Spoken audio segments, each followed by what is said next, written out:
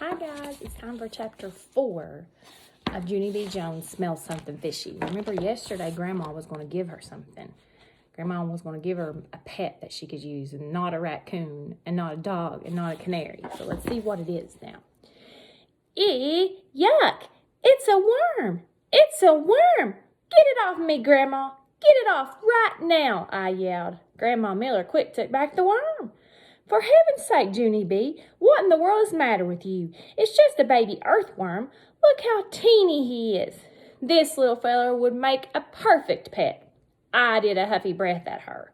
Yeah, only worms can't even be pets, Grandma, 'cause pets have fur, so you can pet them, and worms have ooey gooey skin. Grandma Miller looked surprised at me.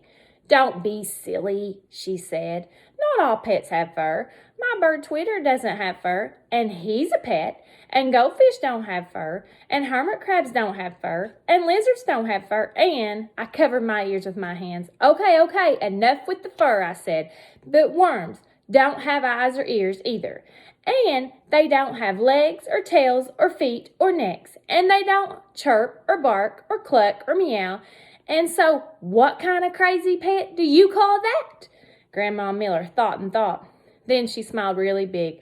I'd call that the kind of pet that won't wake up the neighbors or sniff the company or scratch himself, silly, she said back. After that, she stood up and she gave the baby earthworm to my mother.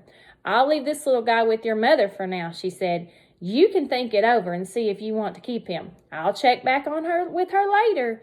Then she kissed me on the head, and she grabbed the ice chest, and she hurried out the door. Mother looked at the baby worm in her hand. My goodness, you are a little one, aren't you, she said. She got an empty mayonnaise jar out of the cabinet. Then she poked holes in the lid for air, and she put the baby earthworm inside. Mother looked at him in there. You don't even know where you are, do you, little feller, she said. I bet it's kind of scary in there all by yourself. I turned my back on her, 'cause I knew what she was up to, that's why. You can't make me like him, Mother, I said. Nobody can make me like him. Of course not, said Mother, but just because you don't like him doesn't mean I can't like him. She talked to the earthworm some more. Maybe you'd be happier if you had some dirt to crawl around in, she said. Let's go outside and see what we can do about that. After that, Mother put on her jacket, and she went outside and she digged in the dirt from her garden. She came inside and showed me the jar. It looked kind of cute in there. There was a rock and a stick and a dandelion and some clover. I peeked at the baby worm. He peeked back, I think.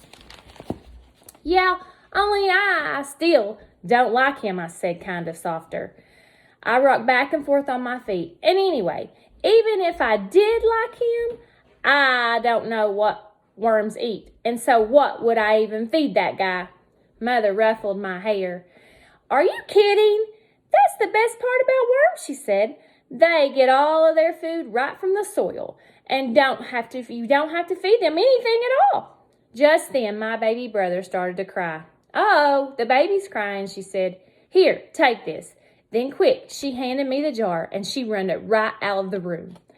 I watched that little earthworm very carefully. He wiggled himself into the dirt. I tapped on the glass. Yeah, only here's the problem. Now I can't see you anymore. So what fun is that? I asked. I took off the lid and put my lips in the jar. Come out, wherever you are, I said really loud.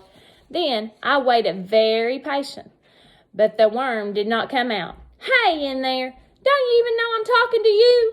Then, all of a sudden, my brain thought of something very important. Of course he didn't know I was talking to him. How could he? He didn't know I was talking to him if he didn't even have a name. I quick closed my eyes really tight, and I tried to think of a worm name. Pretty soon, my eyes sprang wide open. Noodle, I said, really thrilled. I will name you Noodle, 'cause noodles and worms are twins practically. I yelled in the jar again, Here, Noodle, here, noodling little Noodle. Just then, Mother peeked her head in the kitchen door. What's all that shouting about in here, she asked. Who's Noodle? I pointed to the dirt jar. Noodle is my worm, I said, only he crawled way into the dirt, and now he won't come out, not even when I call his name. Mother looked in the jar. Maybe he's taking a nap, she said. Or maybe he's just exploring his new home.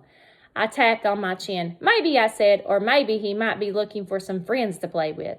Just then I did a gasp. Mother, I bet that's it. I bet little Noodle is lonely in there all by himself. I bet he's looking for friends.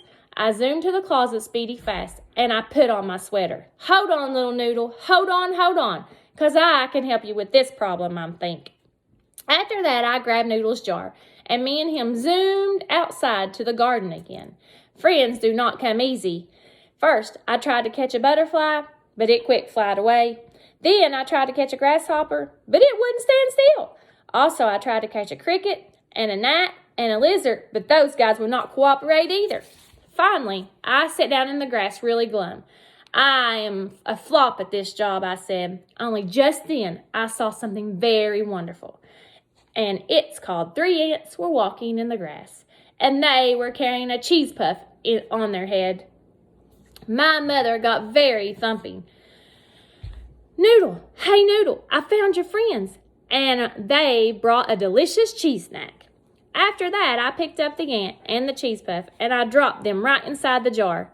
And that is not the only good news, because just then a big fuzzy fly landed right on my sweater sleeve, and I swatted him with the jar lid, and he did not even die that much.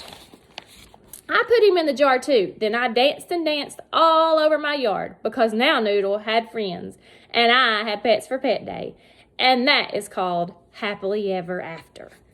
All right, that's the end of those chapters. We'll see what happens to the pet jar. What do you think is going to happen? Bye, guys.